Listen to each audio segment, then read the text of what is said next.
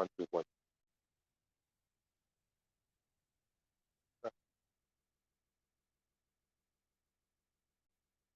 Hello, everybody. Welcome to Mallorca. How are you doing? Great. I guess many are still at the breakfast or something.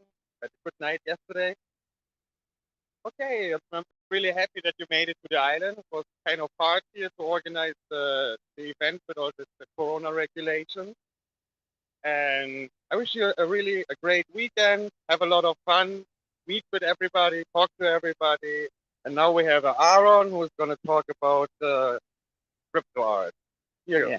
go, Aaron. Thanks for organizing this event. Good morning, everybody. Buenos dias. Okay.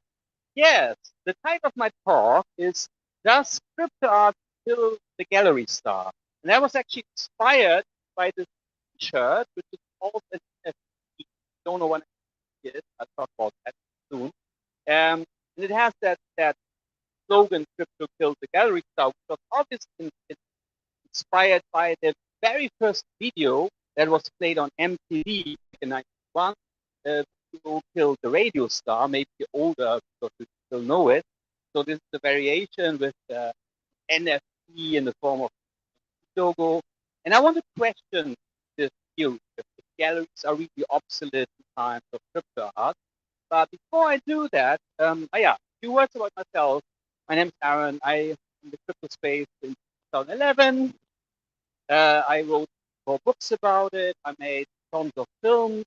I wouldn't consider myself a crypto artist. I mean, film is probably an art form, but there were also commercial films for crypto clients. But for about 1 year, I'm managing a young and I think very talented artist, Max Crypto Head. I showed some of his work later. So I'm now more and more involved in crypto art because I like art and it's a new development. The question now, of course, is what what is crypto art? It has been crypto art.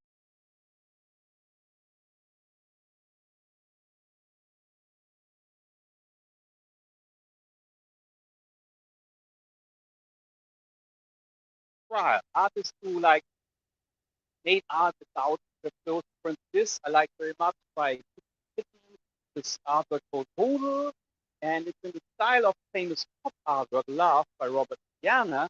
So it's kind of interesting to mix these things for the crypto people. They think why does he write Hodel in such a funny way? And for the art people, they may say, but it's just love. What is Hodel? So he talks kind of in both directions. And that's one thing that can definitely observe in crypto art.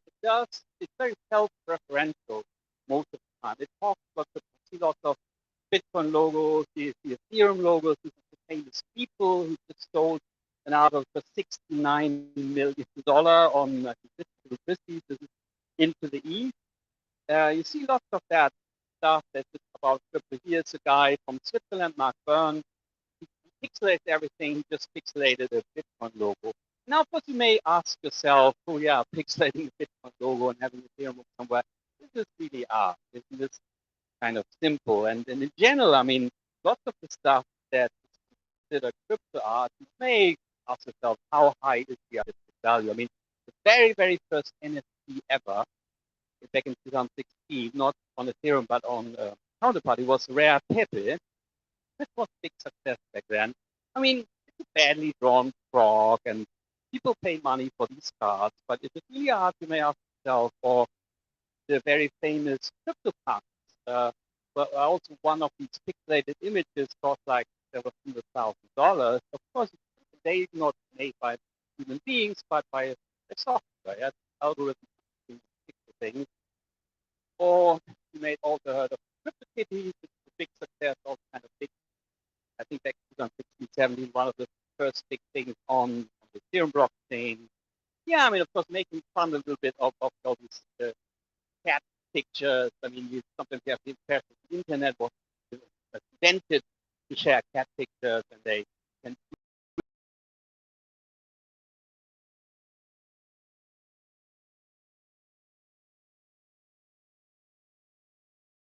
I mean, this was Marcel back in 1917 or so. He just took this urinal and put it in an exhibition. Of course, it was a big scandal, it was a big talk.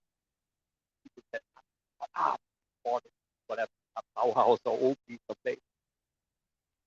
But I mean, art's always pushing boundaries, always questioning itself. This was then Dada considered anti-art, or in the 60s when Andy Warhol started to work advertising the product picture, he got that on. He just looked at soup can from the supermarket and now saying art. Art always does the same. So with the data, their foods working with kids. I mean, most people say kids is not art, but on purpose. So kids Michael Jackson, Monkey, and Fortnite Gold. I mean, it's really quite kind of, but of course, the meaning. And what we can say about crypto art, it definitely reflects the culture that we all here live. The crypto art is about it. You see all these Nakamoto's and honey badgers, the moon, Lambos, all these funny expressions that we might all know, but out there they have no idea. So that's definitely one aspect that it talks about crypto art, but it also crypto art also knowledge. Here's another artwork by called the Valuation Project. And one thing is that the Bitcoin logo is made out of credit cards, called by itself, and then you can send money to that artwork. So the artwork has a value just by the Bitcoins that have been sent to the artwork, and you place the actual current value of it. And of course, that all like questions. I mean, what's the real value of art? You never really know, but in this case, you have it like mathematically proven. And what's also kind of interesting is this artwork, Boy by Trevor Jones, and a lot of money. It's obviously the color is green in the style of a Picasso Harlequin. But what's interesting about this artwork changes all the time with the fuel price, gas fees, so the background, everything changes. I think they quite a lot up and down. So, which is of course an interesting way of generating art. And now the thing that everybody talks about, NFT, again from that same speaker from the beginning, non-fungible token. I guess you all know what it is about, but just for the very new ones, well, non-fungible. What fungible is just a fancy word for interchangeable. And actually, most of the things in the world are not fungible, not special. What is fungible means money. Because if I owe some money to lovely Alexandra and she gives me 100 euros and I pay her back, he wouldn't say, oh, but this is a serial number, or I gave her two bills of 50. He wouldn't protest. He said, yeah, it's only 100 euros, it's fine. But for instance, if she lent me her a new Porsche, and then next week I give her back an old whatever, Honda or something, he would protest. Say, no, this is not my car. Well, it's just one car. So most things in the world are non-fungible. You cannot change them, not like money. And art definitely has to be like scarce. It has to be unique. That's one thing that the NFT provides. Because if you talk about painting, sculptures, okay, it's scarce, that's it. There's only that one painting, that's why it has a value. But digital art, by definition, by its nature, cannot be scarce. We all know this topic is original, great for video files, great for music, well, at least from the point of view of the consumer, maybe not from the point of view of the record, the film industry, can just endless topics. It's fine for music, but for art, where you want the original or just the limited edition, it would work. So the NFT, they're broadcast art. That's the first time that there's a market. There's also a music market out. And it's actually not entirely new, because we had art forms unlike painting sculpture that yet the same issue that you like make lots of the negative. So what artists did, they created limited editions like 20 copies with a signature of the artist and a serial number. Just like Lab did with his magazine here, maybe you got that magazine, just Lab at the door, it has a serial number, it has is autographed. So it's actually something that has been invented before, and the NFT just does that quickly with photography. And that, of course, has big advantages of course, that's not reusable, the photography and state. So once an artwork is registered on blockchain, it would be possible to change the because it puts it in there, but that's another issue. And then, of course, there's the whole story of what an artwork called provenance, which is basically the list of previous owners, which is very important because there's a lot of for the artwork for the artwork. So usually it has been the job of the gallery to prove that this was really an original custom, painted it in 1912 and then sold it to that collector, and he sold it to another collector, and he sold it to that gallery, and he sold it to the museum, and then the Germans came and sold it all, and the whole track record of an artwork. That's what's called provenance. And then, of course, what's you have to trust the gallery. As we all know, Bitcoin is all about not needing to trust, not having to trust somebody. So this now is all in the blockchain from now on. That two, three things is where the NFT comes in. The scarcity, of course, is most important for this large, but also for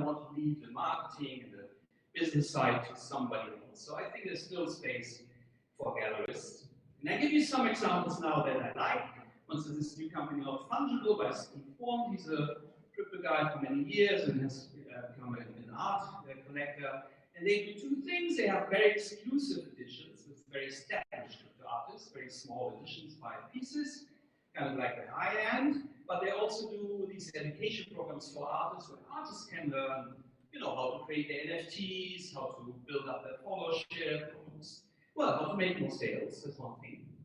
Then there's the Crypto Art Museum by my friend Olga from Moscow, and they have exhibitions in the 3D world, but also in live spaces. They have residency programs for artists, video partnerships, and also help artists to get more sales, get more attention. Yeah, so that's one phenomenon that you can observe.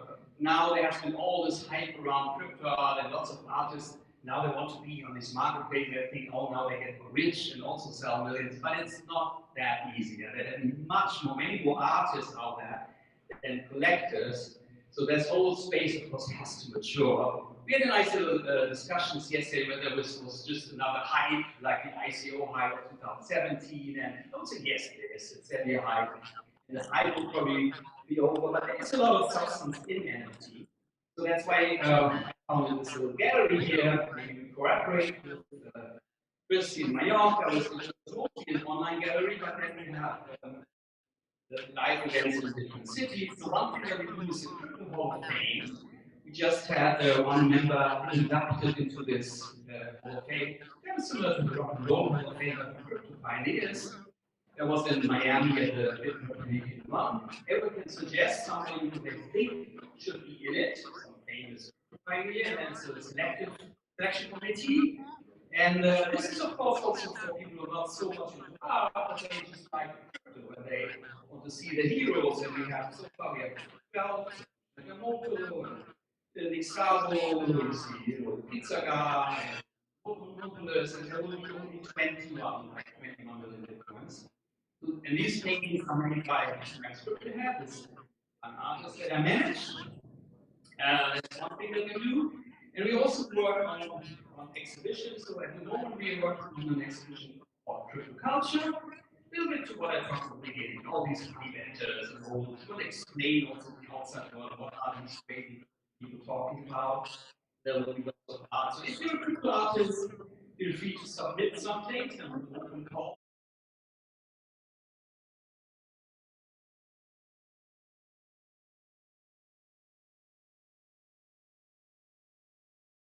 As NFTs, of course, not on the Ethereum, but on the Bitcoin blockchain, which I think will be the future of NFTs. But we also think about other things. Transhumanism is a topic we will probably talk about. And I want to show some of these videos because, yeah, these pioneer things, they are just stills that we can print out on the walls. Companies already do that. But what we learned is that crypto art is very much creation. This one.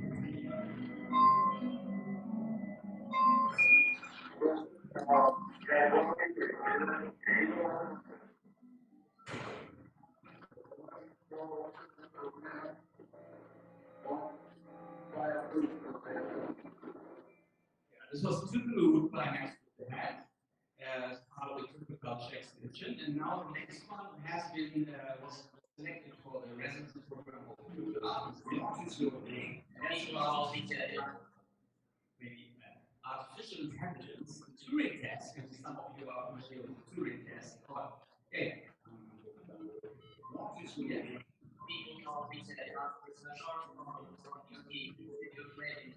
What do you I see. What school do you go to? What kind of music do you like? Okay, you have passed my test.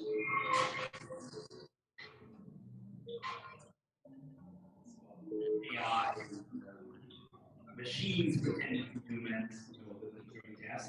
And one last thing, by bibliography is also one of the artists that we represent, and this is about laser eyes. You might have seen that people will change their profile pictures to laser eyes.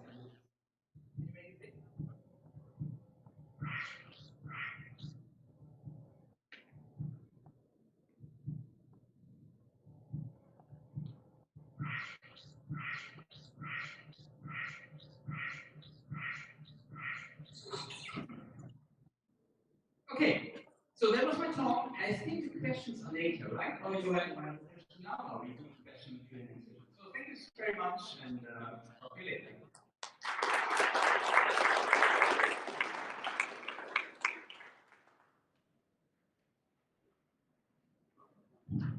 Okay, thank you very much, Aaron. And now our next talk will be done by Ben Mark. This is coming to the stage. Opening source, will be the talk. And we have another small if you're like sitting and not drinking or eating an apple or something, unfortunately you have to wear your mask. So I know it sucks a lot, but maybe have a drink or thank you very much. Thank you, your friend.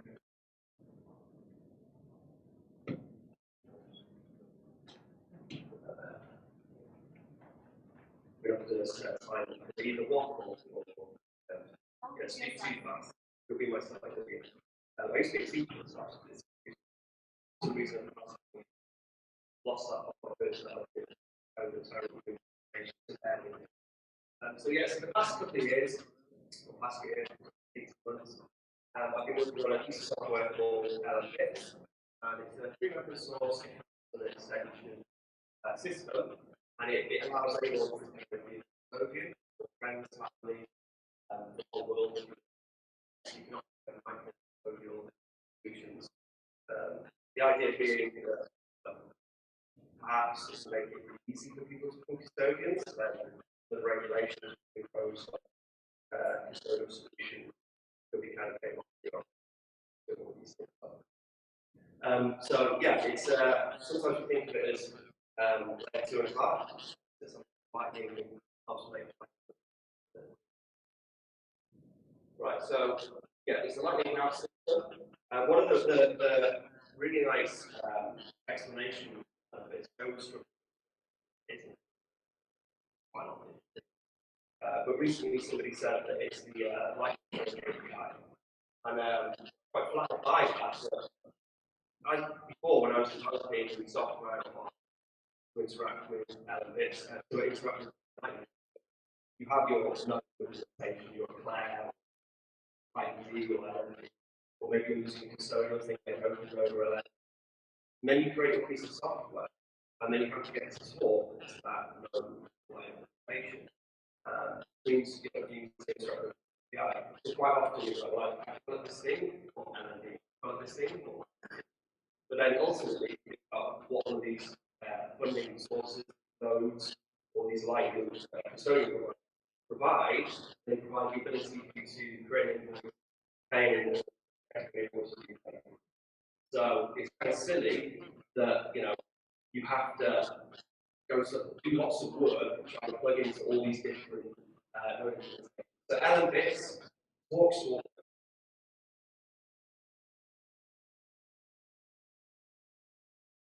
this, and it doesn't matter what's going on. And in fact, this opens up a whole interesting area of redundancy. So, anyone who's managed to know before, sometimes your channels might be more balanced, you might see payments or something. If that were to happen, then you could just switch to an open node or switch to another node which has got balanced channels, and your service will just carry on running, and your users won't know that that's happened. We have to explore that more, but automatically you could build it. So we have an extension framework as well. We have the basic core software, it's actually creating and then you have your API extension. Well, it's very easy to set up a new wallet. That was the other thing which I struggled with.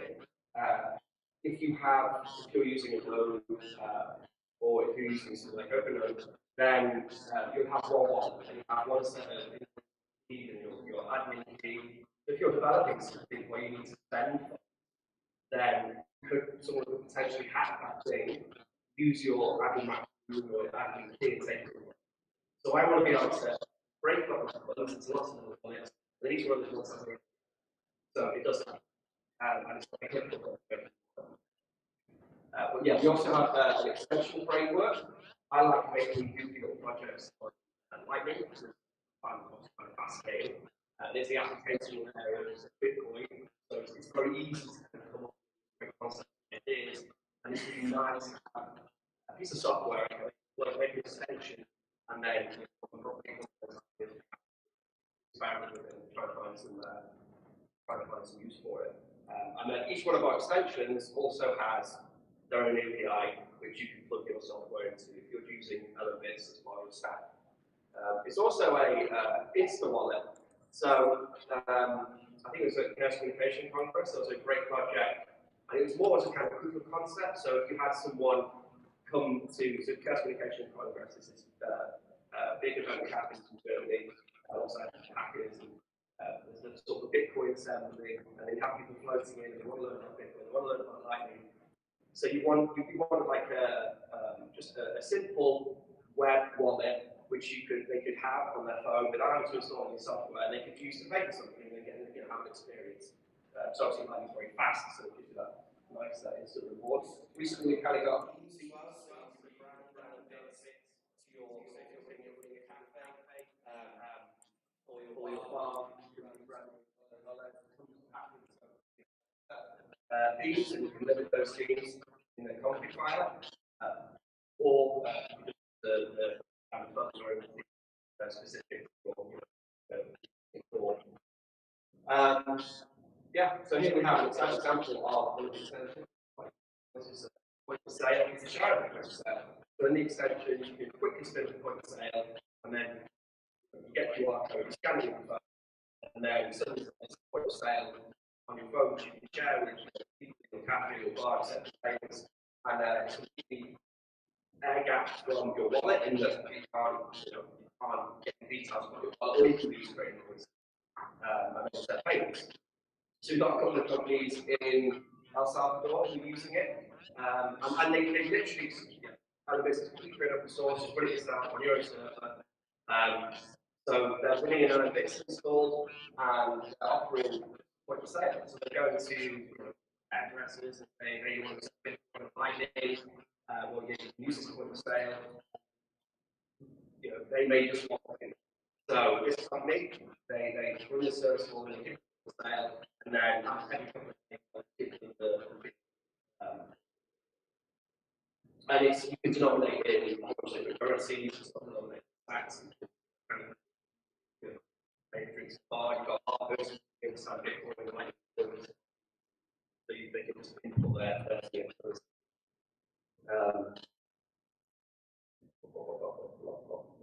yeah, so a good example of having different wallets is one of the things I developed was a little Lightning ATM with a Fossa, the free open source software ATM.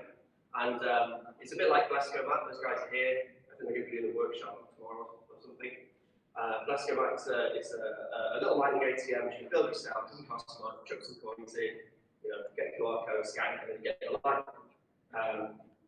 So when I developed my ATM, I had to give the ATM the ability to spend funds. So if that's plugged into my L&D node or whatever else, then somebody could get my ATM, steal it from the cafe, and then use those credentials to steal all my money. So with this system, I can have like £100 euros in a Lightning wallet, and then when that runs down, I can physically go put more money in, or maybe have a script or something doing that. But it just insulates someone stealing all my money. Yeah. So extensions. The extension framework physical element of this wallet. You can run it in your browser, on your phone, pay for stuff. It's also like a kind of progressive web app, so you can say it on your phone and access it with an icon. But as time rolls on, we then also start building extensions. So probably near future with main developers bits, and we're very similar in that we like to experiment. So there's that idea of symmetric design where you find it if you have a new technology, it's very hard to think to innovate without bringing in the baggage from the previous technology. But obviously, these microtransactions gives you that ability to create automation. It's very hard to handle those. Nice to build, easily build something and then so we've got a couple of examples. There's that one. Or we've got an offline online shop. So you can create a push barcodes on a extension, and then go to the market stand, say, that was an example, and can't code or whatever. The merchant doesn't need to connect to the internet, they don't need they just use QR codes. And then when someone pays for something, they get a little message in their wallet, and the message is a word. And then the merchant has that list of words, and as long as it's the next word in the list, they know that. So it's kind of in a small scale market stand scenario. There's the ability to mint something called an LNURL pay and an LNURL withdraw. It always gets a bit complicated, it's not technical, but Lightning, obviously, you have to create an payment. So quite early on, a bunch of people developed this new protocol, which is not Lightning, and that makes it a little bit easier to work with. So, for example, this one here, should be able to call it, and there's 5 so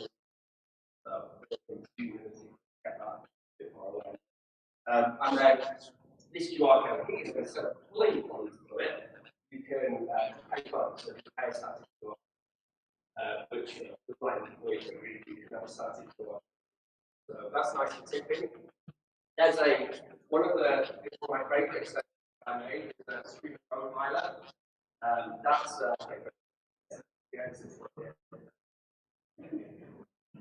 we do run ellenbits.com. You can experiment with the software, but we're not stable service. But it's so because it's not a stable service, you got your money. There's 4 more hits on that, but it is really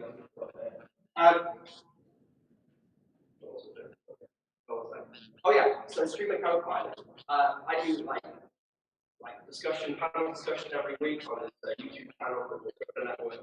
And I wanted the ability to tick. So I can put this static QR code for my video feed, and then people can tick me. Now, I wanted to use the viewers to get something small, like they can see the tick go through. So what you can Copilot does is you can select like these fun games, like a Bitcoin emoji or a rocket. And you can set it to the threshold. So someone tips like over fast, then on the screen, they get a rocket. The viewer watching the content, they can just play a code on their screen or a TV on the laptop, and then instantly see happen on the screen. They can also attach a message as well, so if you trust your viewers or if it then you can pop up on the screen as well. So that's one of my favorites, probably. We've got also support tickets that allows you to pay per word for support. So you basically create a form, you give it to people, put in their email, put in a little question or message, and then they pay the word. And then you just then get that. So yeah, so we've got a bunch of essentials. Currently, they're all packaged in the core software. So because there's not that many, there's very few people in these things. So it's still managing. But soon, I think we'll probably have to have also new WordPress, and you have that sort of plugin system where the library and server the plugin extension on, and then you install it. That's the experience soon. But I mean, this is one of the main points of our bit. Although we're not designers, so I don't people are. But it works and it works well because it's a very simple logging platform, which then you can extend later to the user. And then it gets the same. You have a very simple lightning camera system which you can run yourself on your own server, or you could use custodial service. Use someone run their own. And then just extend it in the direction you want. So if you're a content creator, then maybe you want that stream things, and then maybe you're running an event. One of the big events, and with that you can, like here for example, you can create an event, 100 and then people can go pay for a ticket, and then when they pay, when they get to the barcode, then they come to the day, with a summer in the book and scan the barcode, all in the same extension. So they might, I can't say great, some might say great, like a cafe owner, they might want to just use the point of sale, and then, another great one that we came up with recently is the Spotify jukebox. So if you have a Spotify account, and a mobile phone, you plug in some speakers in your cafe, connect your Spotify account to your Alan Bits installed in the extension, and then you get a jukebox. People can go to in the browser, pick a song from the playlist, from your playlist, and if I pick a song, they can pay for that song, and then it'll play on Spotify, which means you've got it connected to your speakers, it will just play like a regular jukebox experience. But obviously, we need to spot, and most people have got Spotify accounts. So if you're a cafe owner, maybe you want those two things, you can stream some stats passively. What else have we got? Oh yeah, so all the extensions, they kind of just have a back-end form and table with all the things you've set up, and then they have like a front-end UI for your point of sale or your jukebox or whatever have you. User manager. This is because a lot of people, because obviously Elements is very useful if you're developing a piece of software and you want it just in your stack, because it can do accounts and wallets and whatnot. So user manager, one of the extensions, that just gives you a really nice API where you can generate accounts and just manage accounts and wallet on your Element. And then obviously once you've generated an account, you then have access to all the other APIs for all the other extensions as well. So it's pretty cool. Integrations, because it's useful. Yeah, people integrate into all sorts of things. There's a guy called Chris, and he's building if anyone's familiar with LNTX Bot, he's building like a Discord version of that. So if you're in a Discord server and you've got a little community of people, you can offer, you could be a custodian for them. They can have these Lightning wallets on LNBits, and when they send funds to one another, you can then, if you want, you can set a fee, and you can pull the fee, so you can kind of get a passive, income from your users in your Discord server. So that's pretty cool. There's the Blastomat thing. We've got an extension for Blastomat, so you can generate the config file for Blastomat. B2C paywall. This is kind of proof of concept. Doesn't really work so well, but we've got a new one, which is basically in WordPress. We have a little read more thing. So you have like a paragraph of text, and then you have read more. Instead, it's pay to read more. So you click on that, generates an invoice, pay the invoice, boom, you get the rest of the content. My personal hardware stuff, I do like the point of sale, physical point of sale using off-the-shelf hardware, and that just works with Elements now. So, and you can change out the nodes, whatever, underneath if you want to. I also have LNUR trigger. That's the ability to turn something on by paying with QR code. So soup machine or vending machine, whatever. So we've got a bunch of integrations, which is nice. We've got more integrations. Soon we get the WooCommerce integration. So if you've got a WooCommerce shop, you can use Elements as your payment checkout. Frameworks, we use Quartz. Quartz, a fork of Flask. Flask is a very lightweight Python server software. This is, a series design decisions actually is referring to Christian Russo from Rapid Bits, because when I first started working on Alan Bits, I actually thought about making it in PHP, because I didn't know any Python, and he was like, no, it needs to be something like Python, because I don't want to install PHP on the Raspberry Bits.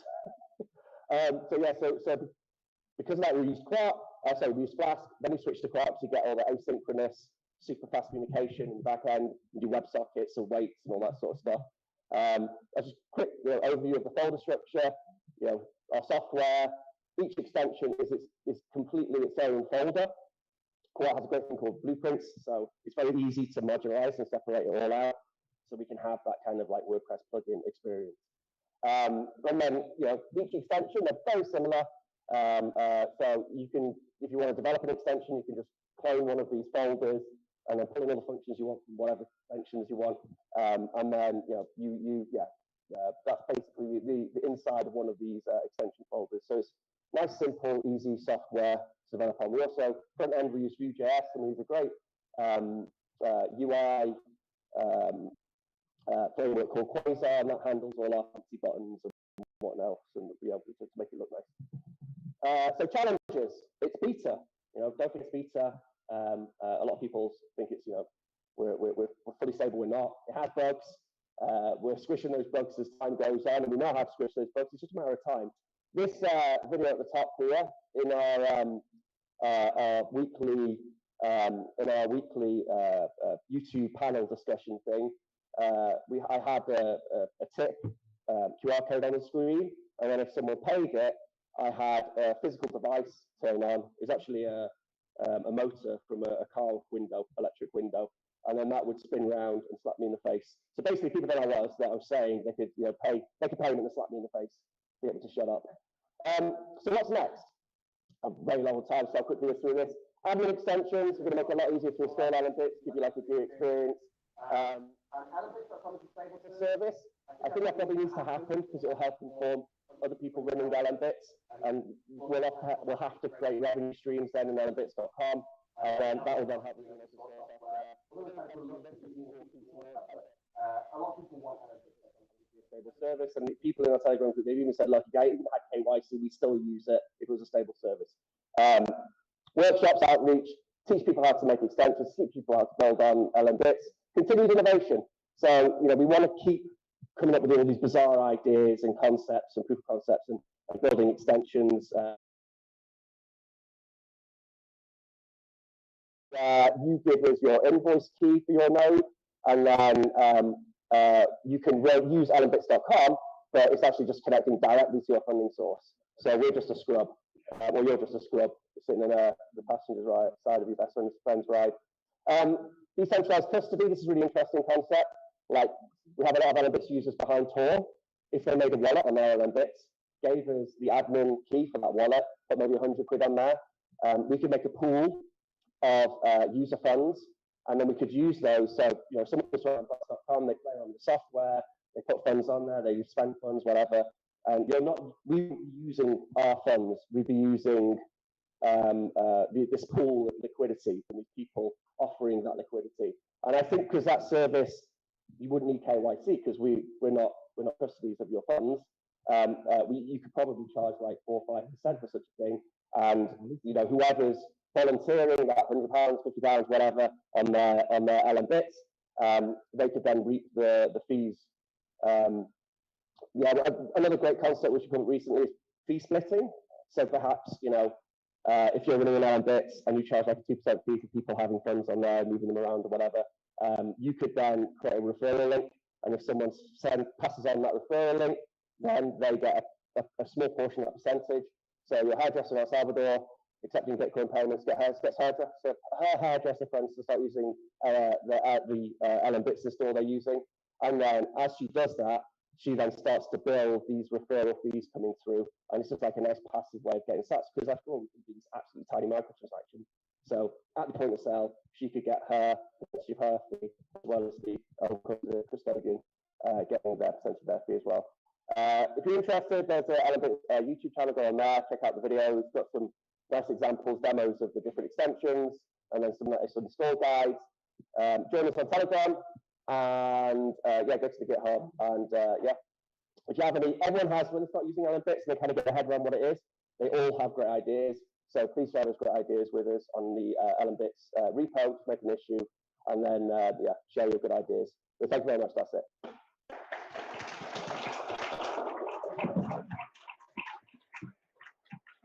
Yeah, great. Thank you very much, Ben. Ben is also actually giving a workshop tomorrow, so maybe if you're interested to join, have a talk to him or ask him some questions in our Q&A session.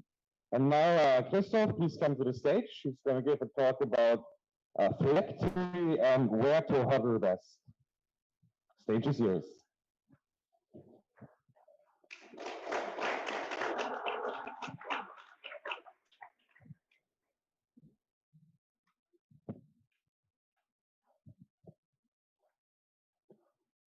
Okay, thank you. Can you hear me? Perfect. Okay, I'm going to tell a little bit about the phylactery and perpetual traveling. Who of you know about this topic already? A few people, that's good, because it's very good if you have Bitcoin or do crypto to live such a lifestyle. And I will tell you a bit about the basics, and then I will continue with some crypto specifics. Where is the best residency for crypto at the moment? Where should you have your company if you're in crypto? And what are the best bank accounts to cash out your crypto or cash in?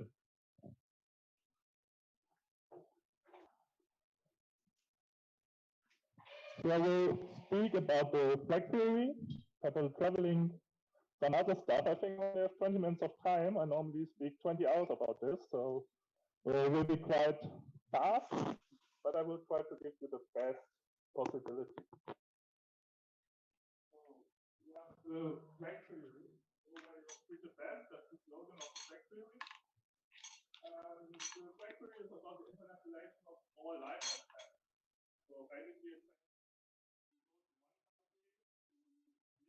to other countries, depending on what you want. So, for example, one flag is the citizenship. Citizenship, I'm a German citizen, but I don't live in Germany. I live in other countries. For example, I have my residency in Panama, Dubai, in Paraguay, in Georgia. I collect residencies like other people collect stamps. Difficulty of the citizenship is really depending on the flag. So some flags are easier. For example, getting a citizenship is very hard. Getting a bank account is quite easy. So you should always, do depending on your circle, on your life stage. I will come to that later. Flags are very interdependent. So, for example, your residency determines which companies you can form. Some countries, Germany, for example, have a lot of laws against you cannot have a company where you want. So, but other countries that you have no laws against anything. That's why you, for example, go to Dubai or to Panama. So this is basically the flag theory. There are 12 flags. There can be much more flags. I always work with 12 flags with my clients. And the main flags are the citizenship. Yeah, most citizenship is mostly about travel, your travel freedom, but there are some citizenship. For example, might have some Americans here. Americans are taxed on their citizenship, so regardless where they live, they have to pay taxes to the American government. Some exemptions, but that's why many Americans give up their passports by a new passport. Residency is, of course, much easier. Entities, foundation, trust. Banking, of course, is a big topic for many. I will have a short slide on that later. And we have many other flags. I won't go into that in detail. We have, for example, of course, investments, but even controversial flags. For example, birth tourism. Yeah, if you want to get a kid, you can travel if you're from the right country, and then your kid, if you're born in the right country, gets additional citizenship. For example, in all Latin America and the Caribbean, that's possible. And of course, you can extend the flag theory to employees, to all of the internet, where you have your email account, where you have the domains, your servers. So it's a very, very broad topic. And I do consulting, and basically with every client, every individual case, I go through the flag theory, and we found the best solution in all countries of the world. So there are basically 260 independent, autonomous countries. So there's lots of selection, and it never gets boring. Associated with the flag theory is the perpetual traveling lifestyle. So perpetual traveler, PT, could also mean permanent tourist, or that's why most people are normally coming to me, prior taxpayer. Perpetual traveling basically means we live outside the system through regular country changes. So many people see my lifestyle. I used to travel to 50 countries a year before Corona. Now it's only 30 countries a year with Corona. But that's not needed. Yeah. So many people see my lifestyle and think they have to do the same. But in the end, basically, you can live full term in a country. It just needs to be the right country. There's still over 80 countries in the world where you can live tax-free. When it comes to crypto capital gains, there's over 100 countries where you can live tax-free. If you don't want to live full time in a country, you can still just choose basically 2 locations or 3 locations and have the same advantages as me. It comes down to basically no direct taxation, less bureaucracy, hardly any regulation. Yeah, I'm proud. I never paid any single direct tax in my life. I just started out of uni, deregistered from Germany, went traveling for now 7 years. And it's a good lifestyle to have because you're very flexible, you're very mobile. You can go wherever you want. You can also go back to your country of citizenship. Yeah, I had no problem. I could go 6 months, a year to Germany without paying any taxes. I don't want that. I don't like the Germans that much. I don't like the weather that much. I'd rather stay in Mallorca. So PT also has other advantages, of course, yeah. Permanent tourist, traveler, I've put some keywords there. Of course, you have to live a minimalist life. Yeah, I just have hand luggage for the last 6 years, just traveling with my carry-on.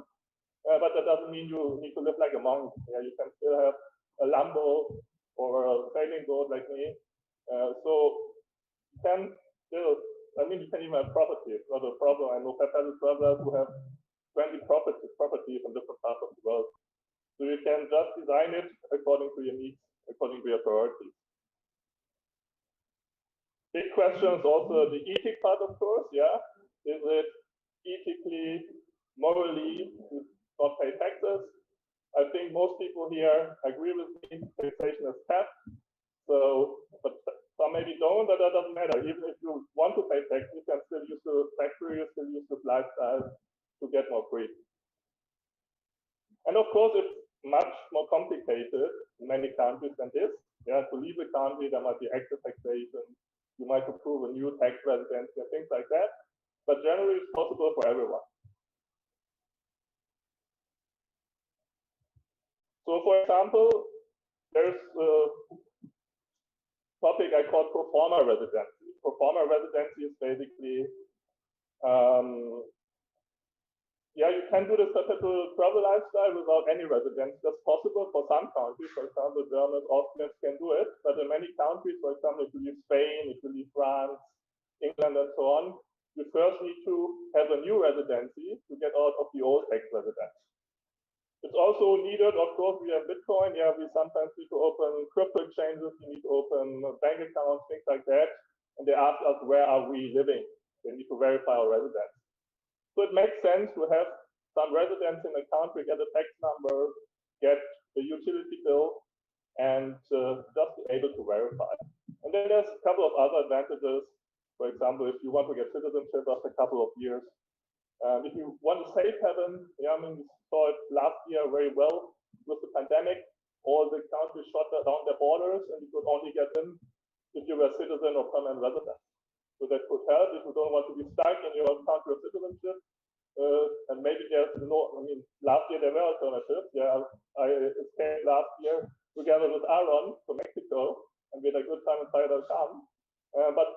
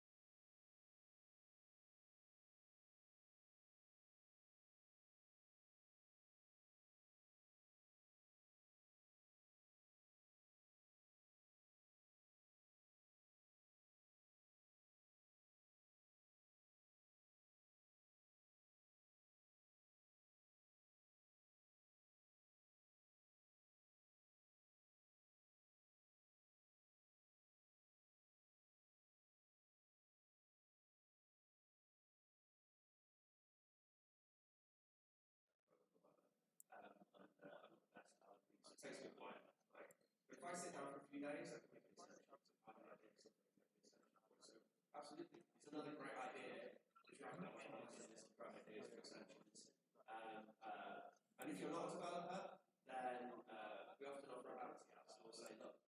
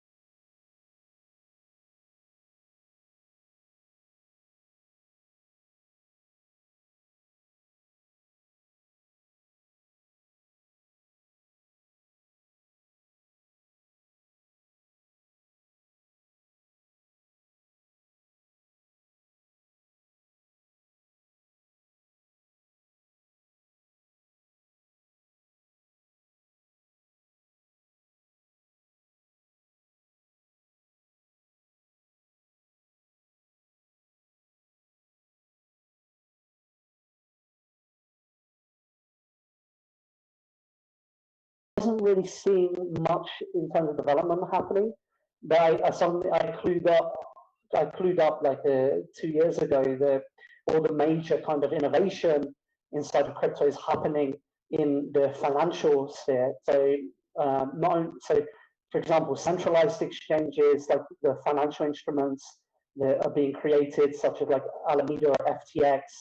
You know, some of the like instruments that they're pioneering are very interesting. But also, you know, people are talking about like contracts, but then also the non-centralized financial sphere as well, which it's not like there's centralized and then non-centralized. Realistically, it's more like a spectrum. But you have things like new like algorithmic stable assets. You have like liquidity balancers, balancer pools. You have and a lot of also interesting like research where, for example, people do economic simulations of projects that actually the kind of consensus that people are moving towards is that like economically for projects, having a kind of dynamic mint and burn process where the supply like expands.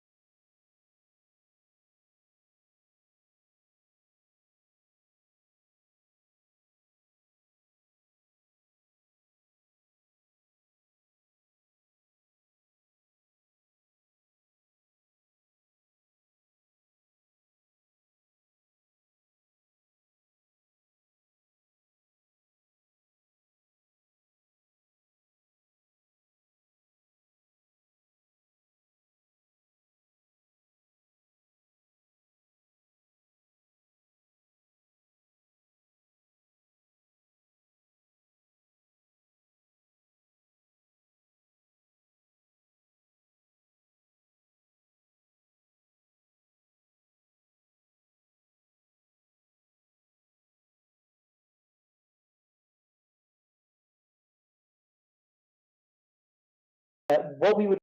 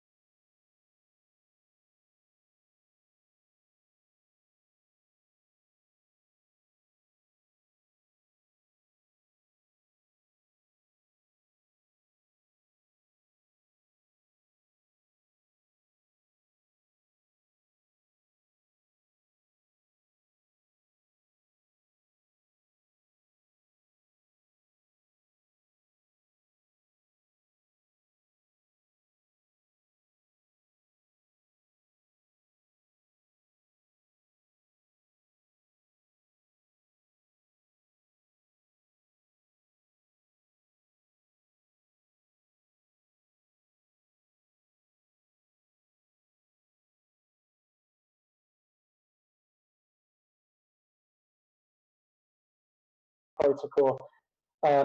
Like now, because of crypto, there's a lot of like basically every cryptographer that I know who before was working on something could basically kind of drop their research to like just focus on ZK. It's the main hot topic for cryptographers. And what's interesting about these techniques is that not only is it very useful for scalability, so to give an example of scalability, this is Mina protocol, and so it says, so Mina protocol, it's like it reduces the blockchain to 22 kilobytes as opposed to needing 300 gigabytes. And the way that it does that is because normally when you download the blocks in Bitcoin, verifying or validating block to arrive at the state of the end, you just verify. You can have a single proof, which is very succinct and very small. That's the thing I was about this function is actually the proof is smaller than the kind of parameters that go in. Like if I gave you this function and I gave you the parameters and you compute it to arrive at the result, the proof is succinct. It will be very, it's constant size basically. In this case, probably what this like is too small, but for like more complex algorithm like verifying a block, you know, that's like a drastic reduction in space saving. So you basically validate all of the entire blockchain using a single proof. You just validate the proof and you have some state which represents the current state of the blockchain now, which is kind of like your UTXO set. And then from that, you know, you're synced. So that opened up the door for, you know, potentially having full nodes that can run on your mobile phone, or that also can be anonymous, you know, like some kind of anonymous, scalable, fast full node on the mobile phone. But the other thing about scale, so that's about scalability, but the main thing that interests me is anonymity, which is that it opens up a whole new design space that wasn't before possible, because you can create many different types of anonymous applications. Like, you know, for example, in 2013, 2012, we were working on, you know, like the predecessor to Open Bazaar, also like information black markets, and you know, like also like anonymization techniques. How we can actually do those things like far better, far stronger. We can create them so they're more usable. We can create them so they're more strongly anonymous. We can actually also do things that are like way more complex. You know, we can like create, like I have a design in my head for anonymous derivatives market, like the main part is the liquidation engine. So anyway, if we look at this function here, what we can actually see is, you know, like when W is 1, then W is 1, and then 1 minus W is 1 when W is 0, and then if W is 1, then the expression is 0. So we can actually rewrite that function using the arithmetization I explained before, as a mathematical function here at the bottom.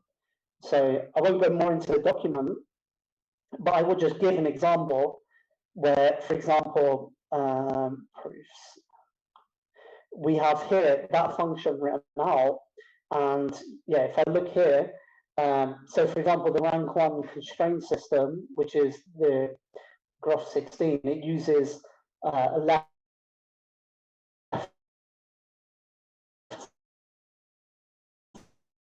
times right to gains where the application per line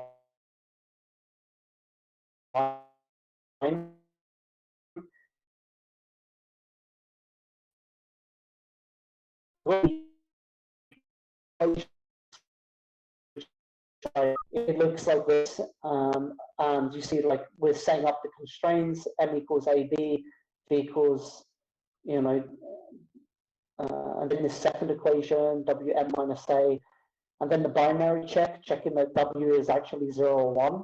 The way that we do that is we check that w multiplied by w minus 1 equals 0, which, that only equals, that's only true when w is 1 or 0, but then expanded out as w squared minus w equals 0, or w squared, or rather w times w equals w.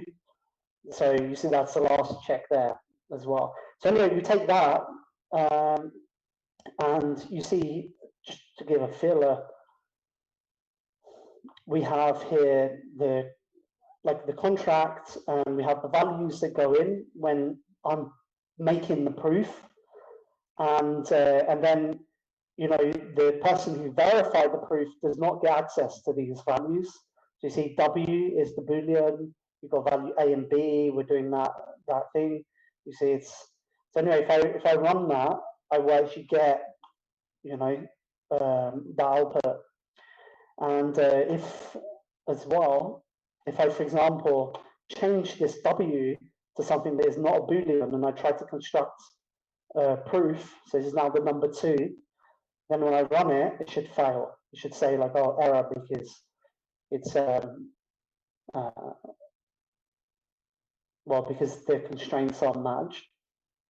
So so I think, so yes, technologically and economically, so it failed. You see, in crypto, there's very interesting thing happening with anonymity research, but not only the anonymity research, a lot of other technical research going on, but also in the economic and financial sphere, where people are like, because of the constraints, having to come up with new kind of models for old financial primitives, and also ZK introduced a new set of constraints, and also there's a lot. It's a whole new design space that's basically need to be explored. So thank you. I will finish there because I've got 1 minute.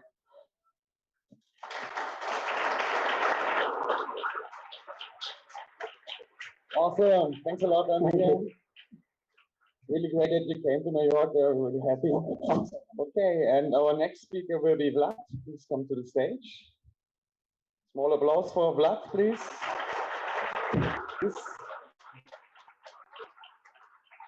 He's going to talk about the implications of Bitcoin as a legal tender. So, stage is yours.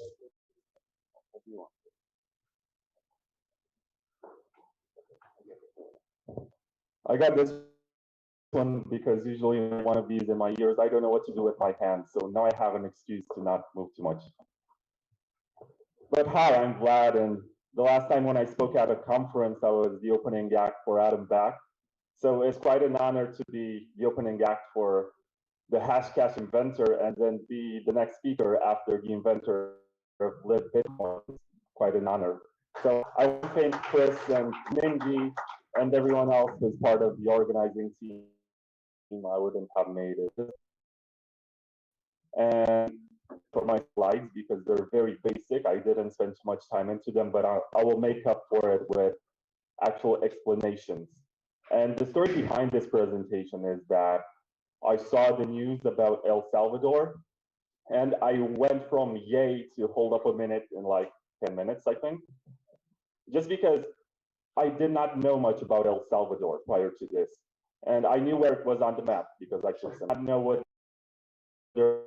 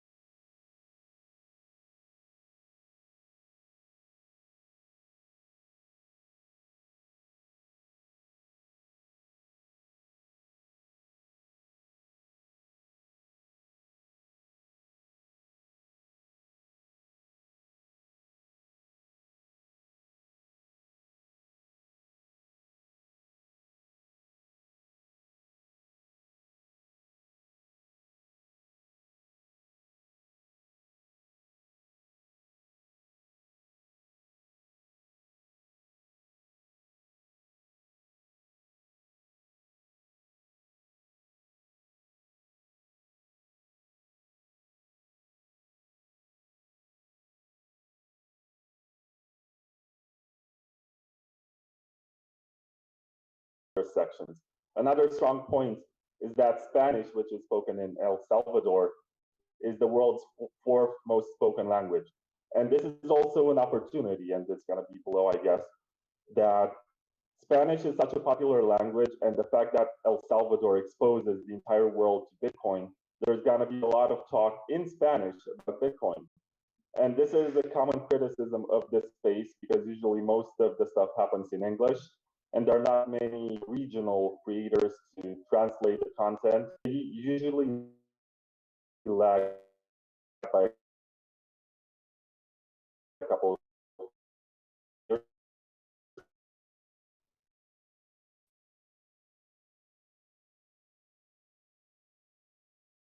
To have all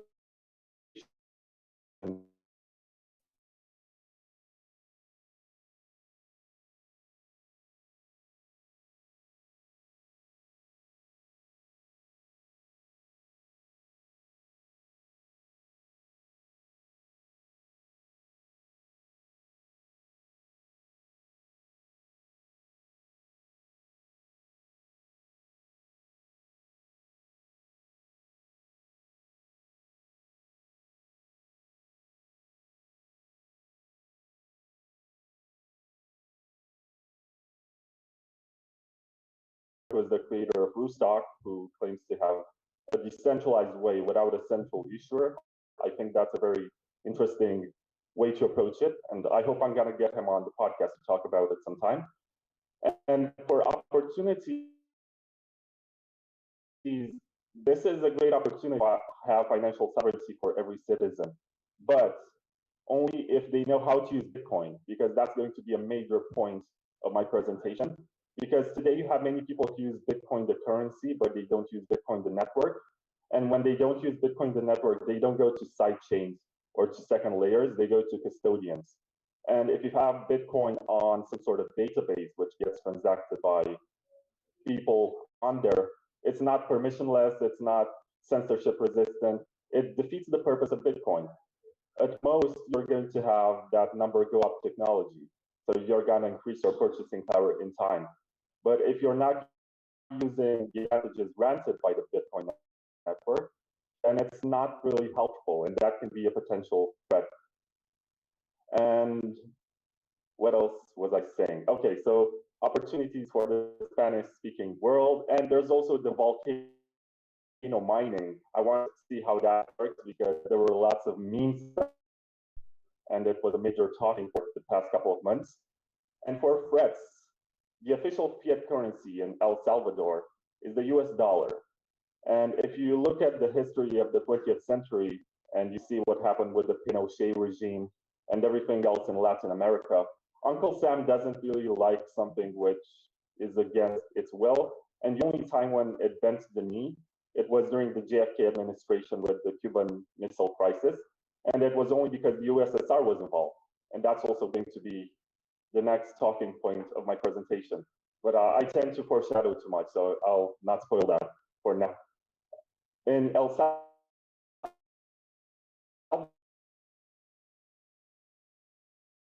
Salvador, they have the debt to as they found out that they want to get into Bitcoin. And I'm pretty sure that usually these international financial institutions, when they don't have any more fiat money to get, they're going to go after natural resources or something. So that's obviously a threat. And for El Salvador, they have such a bad record with human rights protection. They're not an established democracy in the sense that they have checks and balances. So if they elect a president, they might have fair elections, but it doesn't mean that there is a countering power to prevent that president who got elected from influencing the parliament.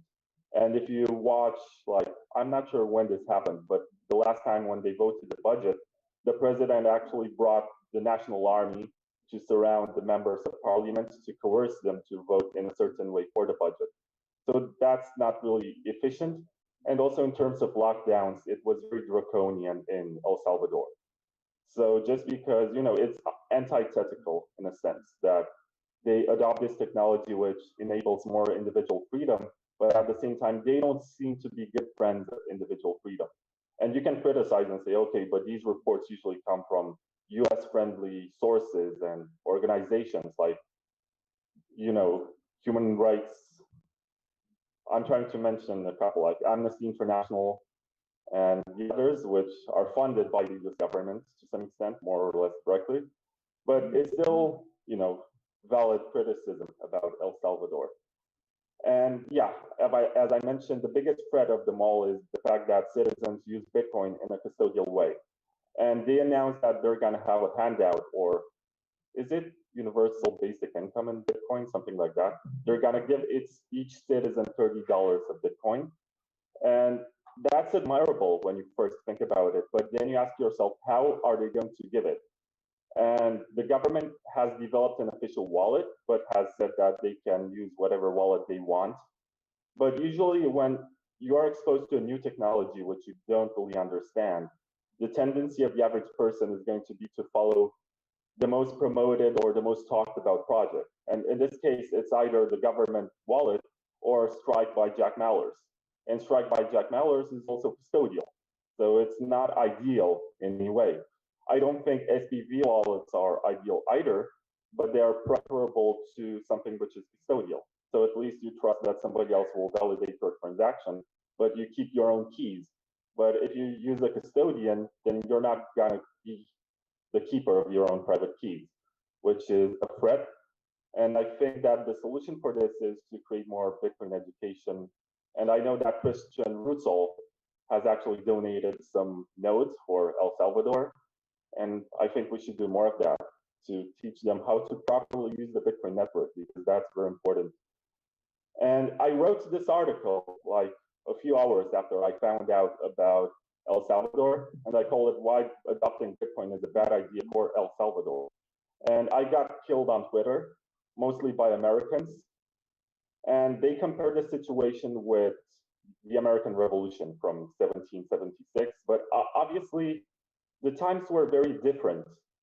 So when you think about it, when they fought the British loyalists, there were no nuclear weapons established, invented. They had no international financial system with leverages and all of that situation.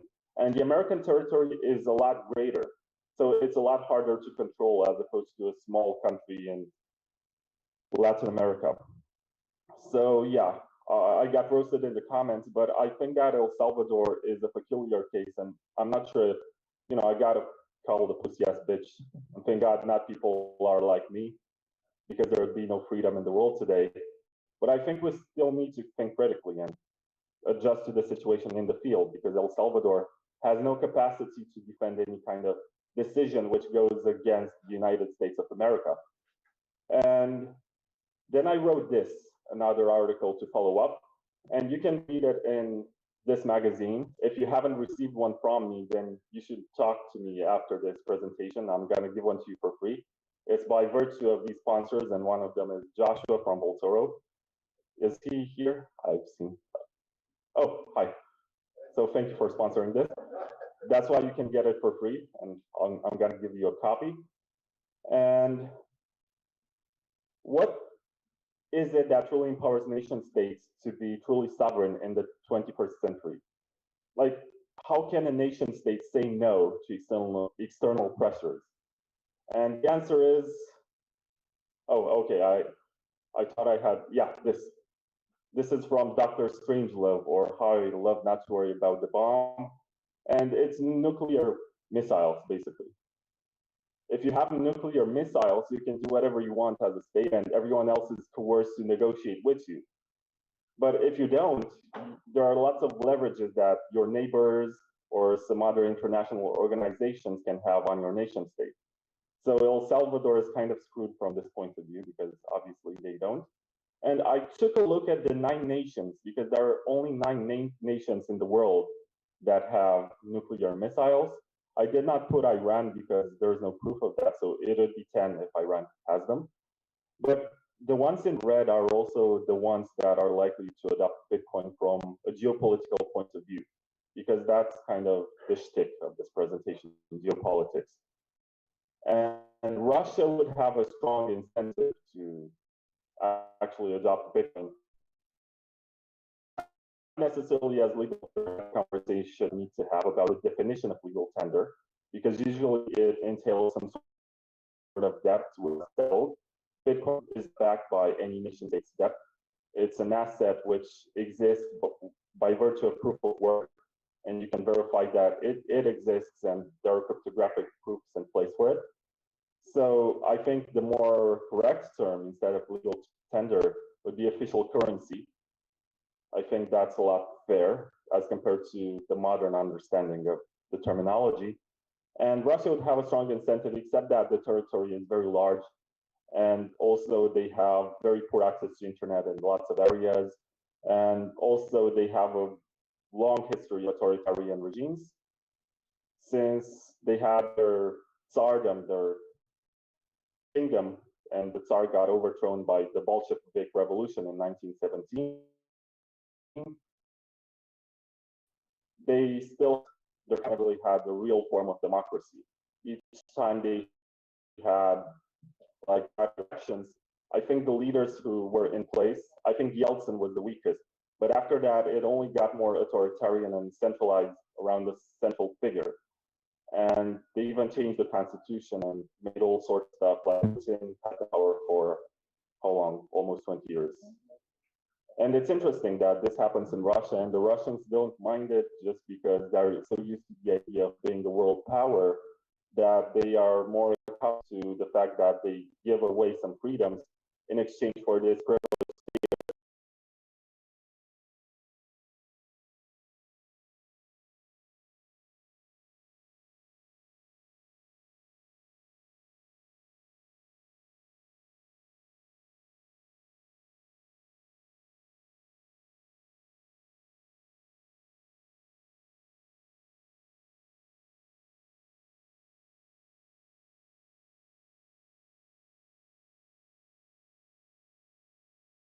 Be banned and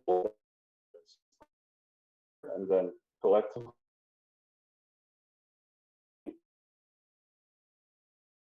or has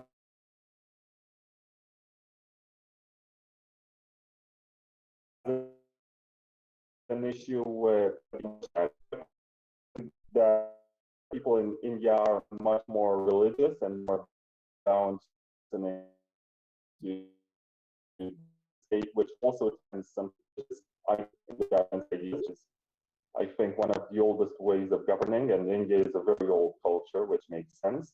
And there's also North Korea, but North Korea is really about empowering citizens. So if we were to use Bitcoin, personally, I think it would be the small elites and create sort of the wall for the rest of the population that they can control. But I suppose they can also, or I don't know, they call it a stable coin. And that's also what they want to do in Russia. And I think they're backpedaling the reasons why a strong candidates. But they have the nuclear weapons, so if they were to, it would be hard for them to be against it.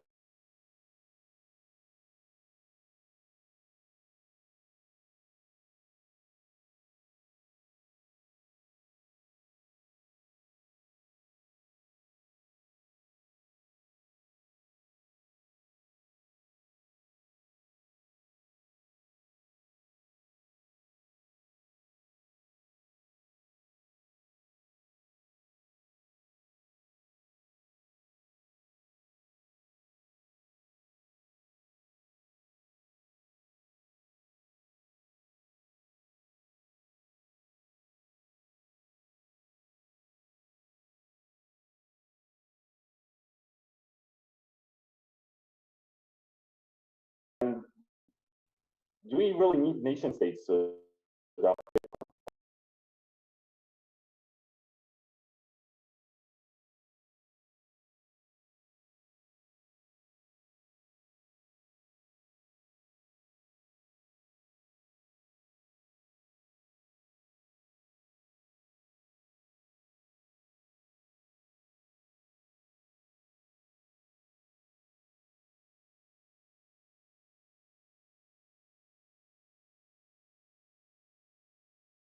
Oh, oh man, I'm gonna get killed. Jacobins are the other ones. if one of my university professors was watching, I would get killed right now. And these two actions, obviously, they were the elites behind the ideas of the revolution, which was liberté, égalité, fraternité. And this idea just stood the test of time. So even though France is at the Fifth Republic right now, they just stuck by these ideas which started from below. It was like a will of the common man that they wanted to that they had. And it was the same United States. The population that territories did not to be under of the British. So the popular will for it, there was a critical mass of people that desired for this to happen. But if you look at another revolution, which happened in our modern times, it's the Bolshevik Revolution, 1917.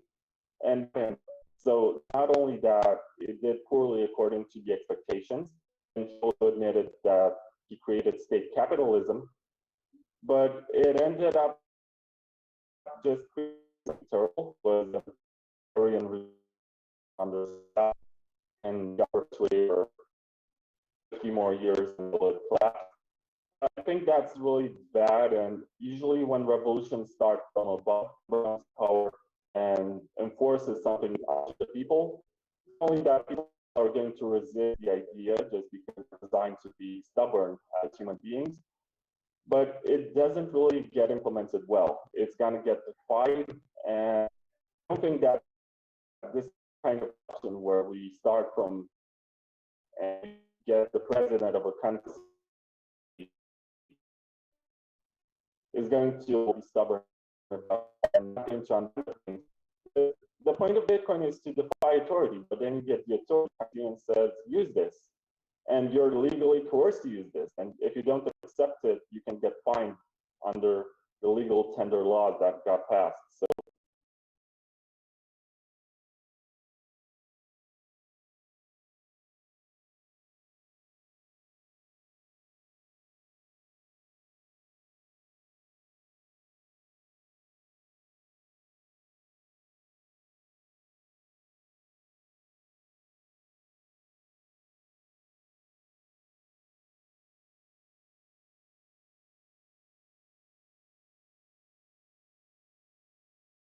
we did not need this at all. Like, it's nice to for the history, but otherwise it's a dangerous game, and we're gonna end up with the word generals trying to fight Bitcoin as opposed to some university professors that nobody takes seriously. And yeah, it's gonna be a lot harder to defend Bitcoin from now on, just because we entered this political game with the propaganda around Bitcoin and even more dangerous. Or else, just like in the United States, they're trying to take up mining, but they're becoming a bunch of freeloaders who want to take a piece of it and want to enforce regulations. Basically, they want to decide who gets to mine and what kind of energy is okay for mining, which once again kind of defeats the purpose. My vision ultimately for mining is that every participant of the network, just like now they run nodes, they should also get like a small ASIC, which is for personal use. I know that there are some companies which do this, and not necessarily industrial scale ones, like not ant miners, something which is more personal, less noisy, maybe not as powerful, but still something which helps the network. We should get to that point, because that's true decentralization. We should not talk about what if mining goes away from China, what are we going to do next? And instead of this, we should think, how can I actually help the Bitcoin network decentralize and possibly mine from home, if that's something that can be done. And yeah, this is the shameless plug part. If you want one of these magazines, I can give you one. I have about 30 in my bag right now. If I run out of them, I have more at home. I was not able to bring more. I have 150 in total, but I can send you one by post if you're into that and you're okay with doxing your address or whatever. And this is it.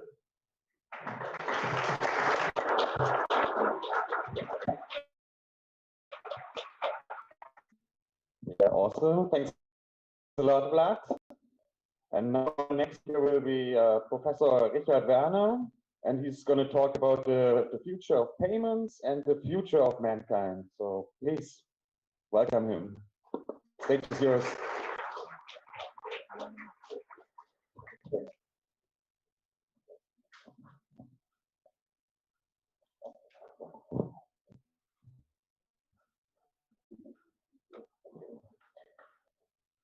Hello, everyone. It's a pleasure to be here and speak to you. Apologies for the somewhat immodest title, The Future of Payments and the Future of Mankind. But I believe some of the aficionados of Bitcoin will agree and a major battle that may determine where mankind is heading.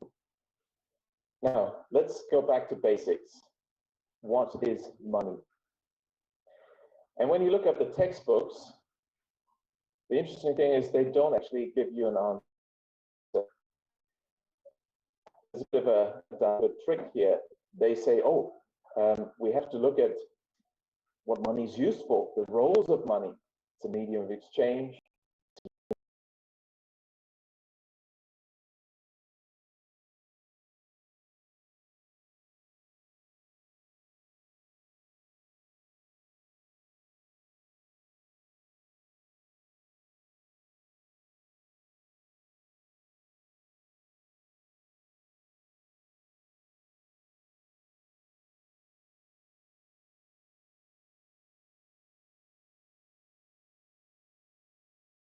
The most important role of money is missing. And that's one we should think about, and I'll be talking about briefly today. Money is the catalyst for economic growth, which is a good thing, but also a catalyst for bad things such as asset bubbles, banking crises, recessions, unemployment, economic and social pandemonium. It's at the center of society and how humans interact and how society is organized and how societies are changing over time. Let's look at the history of money, because if you look at this scientifically, you have to look at data, facts, and the data are not from tomorrow. The data aren't usually from today. Data are from yesterday. So history is our data set. And what is the history of money? Here's the textbook story. Well, first there was no money. And if you have transactions but no money, then this is barter. So people were bartering, exchanging goods, we're told. Then commodities were used as money. Then particular commodities, namely precious metals, were used. And then this was standardized in the form of coined precious metals. And then some of the precious metal gold was taken out and the content was reduced. So these are debased coins. And if you completely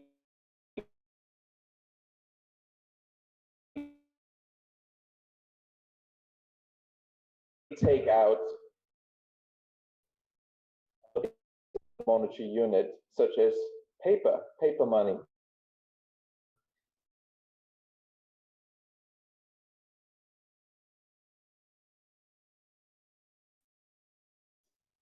and then you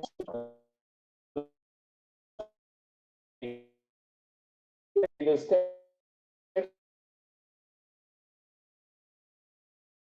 textbook story, it's true that various things have been used, so whether it's cows, as in Chinese, which is just a picture of shells, still is used for money and investments, or even cigarettes and other commodities in times of crisis, in particular, can be used. Just saw. What about the stone money of the island of Yap? And what you see here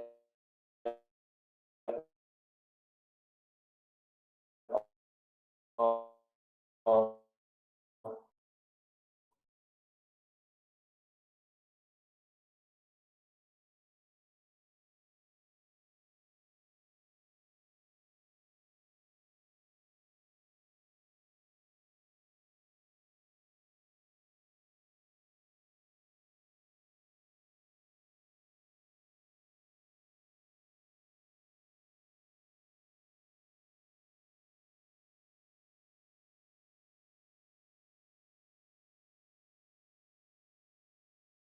belongs to Joe here.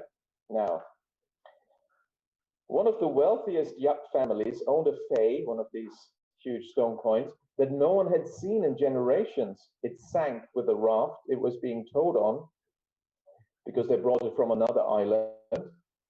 When a storm came during moving to Yap from its source, no one ever doubted the truth of the man who said he'd cut such a huge stone, and its purchasing power at the bottom of the ocean remained as valid as that of a checking account. To further illustrate how this system worked, let's look at what happened in 1898 when Germany, a rising economic power, decided, well, to be recognized as an international political power, it looks like we need to have colonially exploited anyone. What do we do? Let's purchase some colonies that needed money. And so Germany also bought the Caroline Islands, which included the island of Yap. And so the German administrators arrived and obviously had plans to build roads, infrastructure, kindergartens, schools. And the locals thought, what are these Germans up to? Life is easy, the weather's good, low-hanging fruit can be eaten. You don't have to sweat to get into all this infrastructure construction the Germans want to do. So they weren't really enthusiastic, and the administrators couldn't recruit anyone. So what did they do? The natives were not interested in helping, at least not until the German officials imposed a fine. In what shape should the fine be levied? By a happy thought, the fine was exacted by sending a man to every village and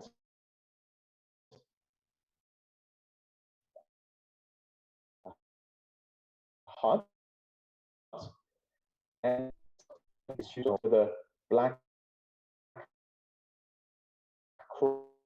cross, the Iron Cross, to ownership of all the faith. And the decree was read out that these stones are now the property of the German government. Seeing that there's now a black mark on their stones, and that the stones were owned by the German government, but otherwise nothing had changed, realized that they had been dolefully impoverished. They were now poor, all in one stroke. So clearly, quite understandably, they immediately lined up and volunteered to help in the construction of roads and kindergartens. And thus it came that the German government went around and took off the black crosses, and they were wealthy again. Now, the question I ask you is, what sort of monetary system is this? When you go back to this list of the textbook story of monetary systems, is this barter money? No. Commodity money? No, that's not really a commodity. Precious metals? No. Coin? Precious metals? No. Debased coins? Paper substitutes? What is it? Well, this is actually a credit system. And the reality is that the textbook story is wrong. The early monetary systems were all credit systems. We know this because the oldest records we have are 5,000 years old from Mesopotamia, modern day Iraq, where on the clay tablets, we have records of very advanced banking and credit transactions. And the banking that existed in early Babylonia, 3rd millennium BC, was not just some rudimentary